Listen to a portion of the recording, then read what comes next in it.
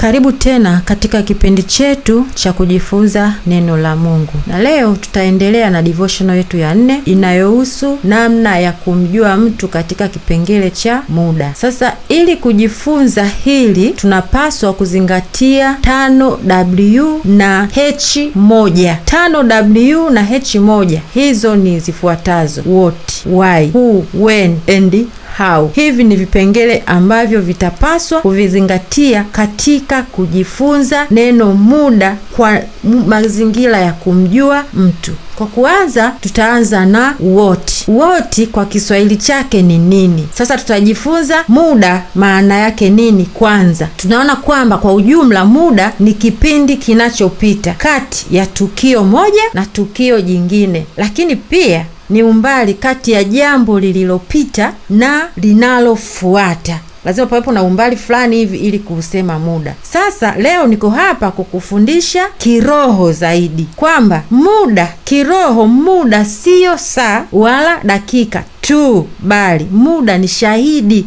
asiyezungumza, lakini yeye anathibitisha ukweli. Muda ni chombo cha Mungu cha kufunua kilichojificha moyoni mwa mtu, kama tunavyojua kwamba moyo wa mtu ni kichaka. Sasa ili kuweza kujua kile kichaka, ni lazima tujipe muda wa kutafuta hicho kichaka kilichojificha. Mhubiri 3:1 inasema, kwa kila jambo kuna majira yake na wakati kwa kila kusudi chini ya mbingu. Kumbe tunaona kwamba Mungu aliweka kila kitu kwa makusudi, kwa maandiko. Manake amethibitisha kwa maandiko kwamba muda umewekwa na Mungu na huwezi kuruka hatua, ni lazima upitie ule muda. Katika Zaburi 90:12 mstari wake unasema, utufundishe kuhesabu muda wetu ili tupate moyo wa hekima. Kumbe hapa tunaona ukitumia muda vizuri utafanya mambo yako kwa hekima, lakini ukitumia muda wako vibaya mambo yako hayatafanyika kwa hekima. Hivyo Biblia inatuonyesha kwamba pia katika kitabu cha Luka 8:13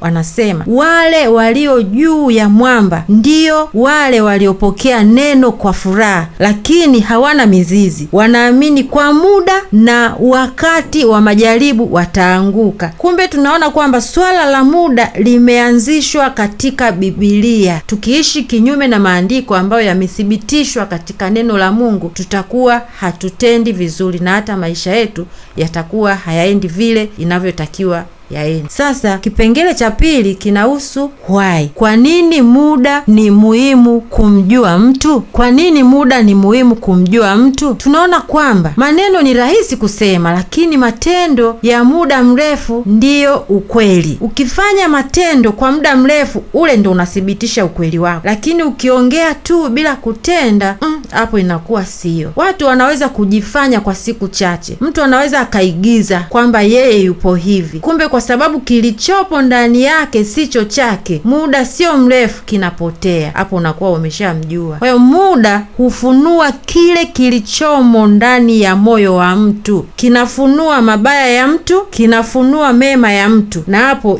inathibitisha kwamba kwa nini muda ni muhimu kumjua mtu. Maandiko yanasema kwamba katika kitabu cha Mathayo, kwa matunda yao mtawatambua, kwamba matunda yanahitaji msimu, yanahitaji muda. Ni swala la muda. Yape muda, utayajua matunda ya mtu. Mpe muda mtu, utayajua matunda yake. Pia muda unatambulisha Wakristo wa muda ambao hawana mizizi. Kwa makanisani unaweza ukakutana na Wakristo wa muda, wenyewe wanakuwa hawana mizizi, wanakuwa wakupita tu, na Wakristo wa kweli wanaozaa matunda. Kunakuwa na aina tofauti makanisani. Unaweza ukawatambua, huyu hapa ni wa muda, huyu hapa sio wa muda, kwa matunda yao. Kwa matunda yao utawajua hao Wakristo wa kanisani.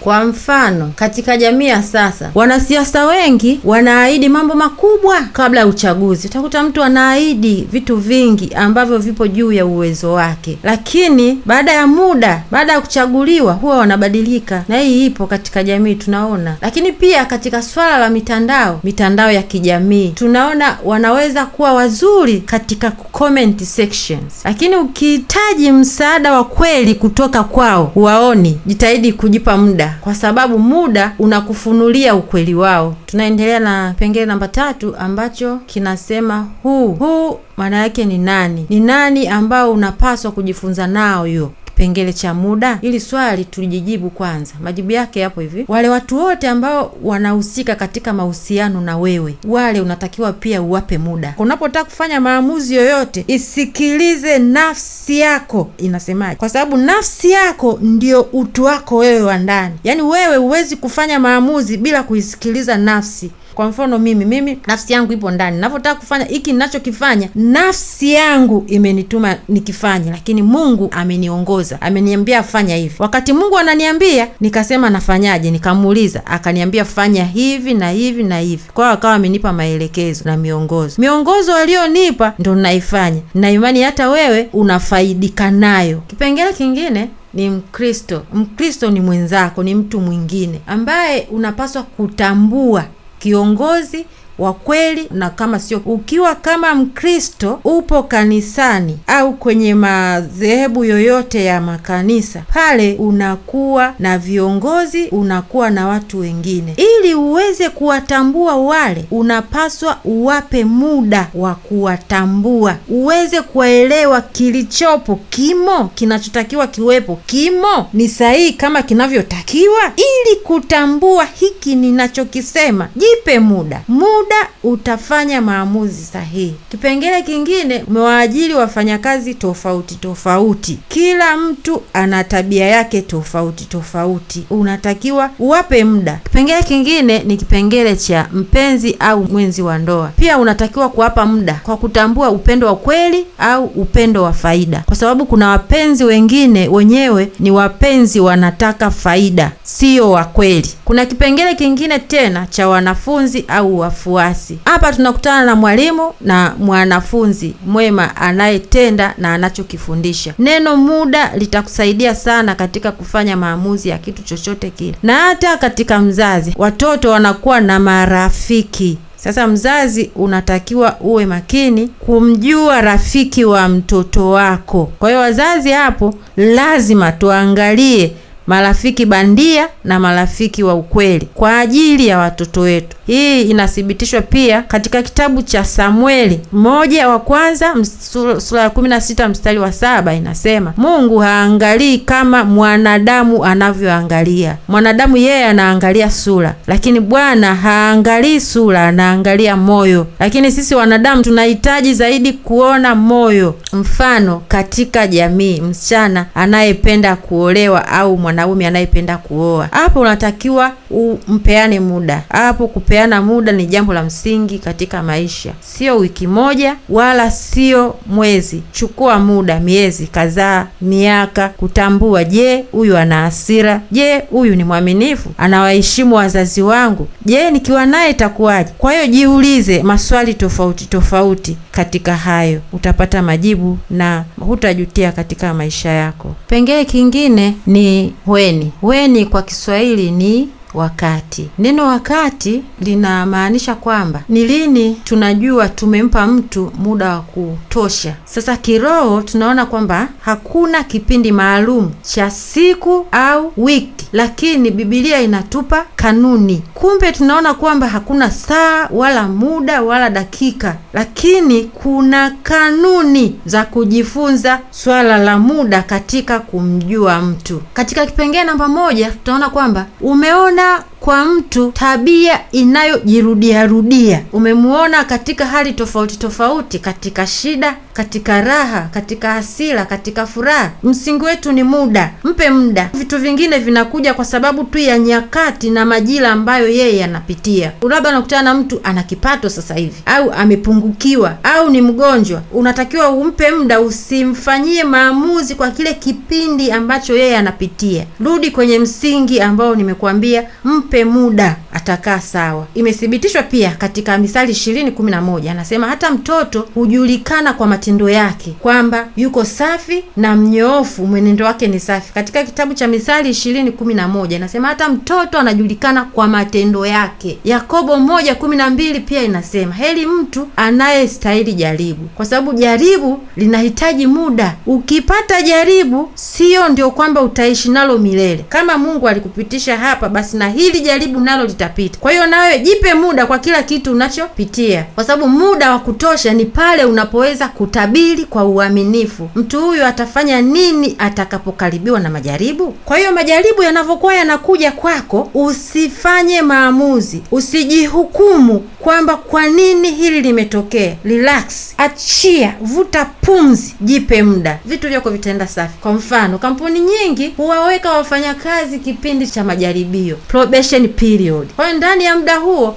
waajiri wanaweza kuona ni mfanyakazi yupi ana uaminifu, ana bidii, ana maadili. Kwa mfano, katika Biblia tunaona Mungu naye alimpa Yuda Iskarioti miaka 3 pamoja na Yesu. Hatua ya mwisho ni how tafsiri yake ni kwamba ni jinsi ya kutumia muda kumjua mtu kwa vitendo. Hatua namba 1 tunaona kwamba usikimbilie. Imeandikwa kwamba usikimbilie. Hapo unachotakiwa kufanya ni nini? Usiamini maneno ya kila mtu kwa ukubwa. Jaribu kuyapa muda. Kitabu cha Misali 14 ukisoma hapo utaona kwamba mjinga huamini kila neno. Hatua namba 2 anasema angalia matendo yanayojirudia. Record tabia zake kwa muda. Leo umeona tabia hii, kesho umeona tabia hii, kesho kutwa umeona tabia hii. Kitabu cha Mathayo 7:20 kinasema kwa matunda yao mtawatambua. Hatua nyingine inasema muoneshe dhiki kidogo. Muone anavyoitikia shida ndogo, ule muunganiko wake katika dhiki zako. Luka 16:10 anasema aliye mwaminifu katika lililo dogo hata kubwa nalo hapo utamalizia katika Biblia. Hatua nyingine ya 4 anasema uliza kwa wengine. Usitegemee mtazamo wako tu, tafuta ushahidi. Kwa mfano, katika kitabu cha Misali 11:14 anasema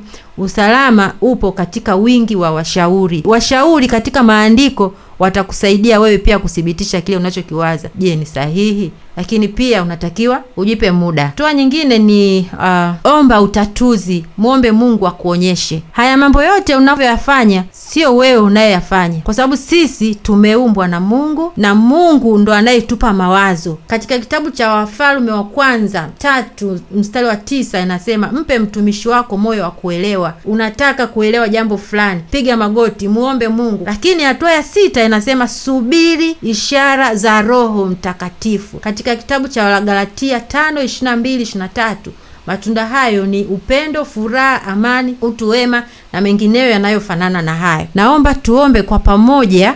Mungu Baba wa hekima, tunakusii utupe subira ya kungoja muda ili kuwajua watu tunaokutana nao. Tusidanganyike kwa midomo mitamu au ahadi za haraka. Tupe uwezo wa kutumia muda katika chombo cha ukweli, si cha mashaka. Tuongoze Bwana Yesu katika mahusiano, katika kazi na katika ibada yetu, ili tuwe wenye hekima kama nyoka na wenye upole kama njiwa. Kwa jina la Yesu Kristo wa Nazareti nimeomba na kuamini ya kwamba imekuwa hivyo. Wote tuseme amen. Sasa mimi nikuulize, je, umewahi kudanganyika na mtu kwa sababu hukumpa muda wa kutosha? Asante katika jina la Yesu wa Nazareti aliye hai. Karibu sana katika vipindi vyetu vingine. Usichoke kuja kutusikiliza. Nakupenda sana. Bye bye. Usisite kulike video hii ikiwa imekubaliki. Comment, muda ni shahidi. Share kwa marafiki zako ili iwasaidie watu wasidanganyike tena. Pia subscribe kwa channel zetu hapa YouTube, TikTok, Starbuck, Spotify, Patreon, Medium, Podscatter on Patreon. Pia usisite kuwasiliana nasi kwa WhatsApp namba 0784 224763 na WeChat namba +86 86 156 236 975 02.